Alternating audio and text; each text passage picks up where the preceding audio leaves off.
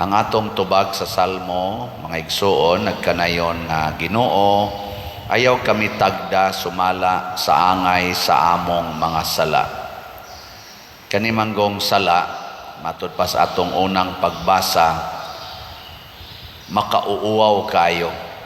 Muna niingon si propeta sa tuning gasuwat sa unang pagbasa, propeta Daniel, niingon siya, Ginoo, nakasa minimo, nagpakauaw mi ang among mga hari, among mga pangulo, hasta pagani ang ato mga katigulangan, nagpakauaw pinaagis pagbuhat og sala. Nya kon ang Ginoo istrikto gyud kaayo mga igsoon og iya gitang ano bang ang iyang paghatag nato sa iyang pagpakigrelasyon, o bisag kaning paghatag niya grasya nganhi nato kung ibase sa atong mga sala, ambot angayan pabakatang tagaag adlaw, angayan pabakaha nga pasidlakon ang adlaw inig kabuntag, no? Kay mga buangon kay tas tanan, daghan kay tag mga sa nga wa nato makita or wa nato mapakita, kanabang dili makita sa atong isig katao, pero ang Dios nakakita, huna-huna, pulong ug buhat. Nya nganong ihangyo man tas Ginoo nga ayaw kami tagda sumala sa among mga sala, kay gipakita man sa Ginoo una ngadto sa katawhan sa Israel nga bisan pas ilang pagkamasupilon, bisan pagkapila sila nagsupak-supak sa Ginoo panahon pa adtong ilang pagsunod ni Moises, nakalabang sila sa dagat nga pula, pag-abot dito sa atbang reklamo lang gyapon, natagaan sila pagkaon adlaw o gabi, napay tubig nga mitubod dito sa desierto, dangtag mga pila ka tuig, reklamo lang gyapon. Niabot na sila sa yutang gisaad, napildi nila ang tanan nilang mga kaaway, pag-abot na dito, nagsimba na sa mga Diyos-Diyos. Gitagaag nindot kayong gingharian si Solomon, gikan atong iyang papa nga si David, tagaan pagid siya kaalam nga purtig yung grabiha, naghimo na sa noog sa laod si Solomon nga nanguyab o nangasawa na sa siyang mga pagano ug nagsimba na siya sa mga Diyos-Diyos sa iyang mga pagano. Historically speaking, ingon ani kita hangtod karon gibe lingian na imong tupad ing na napakaysa karon ana yag mayong isa naa press nimo ing na dayon pakauaw lang tas Ginoo ani wag mga baga kitag naong sukad pasuna. Ang nakanindot kay ang Ginoo baga sad kaayo ang iyang gugma para nato.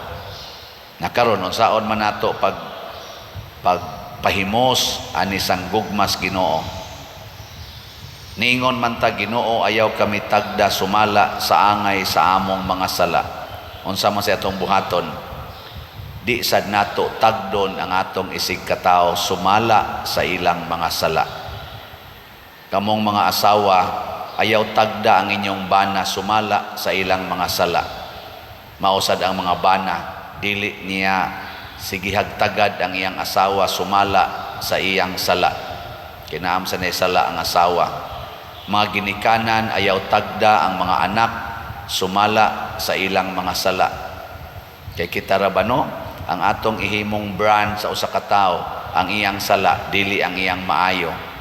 Nanglitan ron na kay silingan na ni graduate og engineering, unya nagtrabaho as engineer, ni pasar as engineer. Unsa may mo itawagan niya?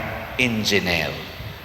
Karon kay natintal man ang imong anak nga 12 anyos gi-rape man, nya imo nang gikiha na priso. Unsa na may tawag nimo niya? Rapist.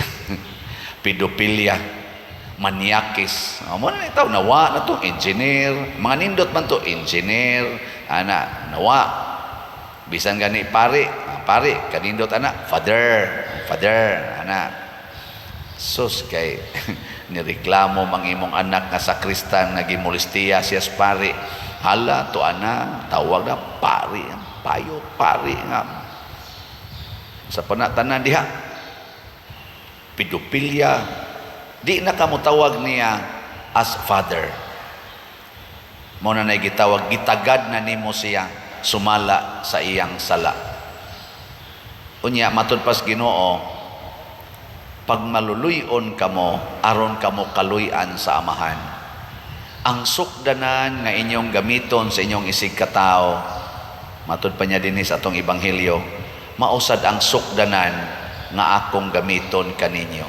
Pag manggihatagon kamo o kamo paghahatagan, ibukbo kutob sa inyong mahakgom. Matud pa diri, ibukbo sa inyong mga kamot, kutob sa inyong mahakgom. Kanindot ana no?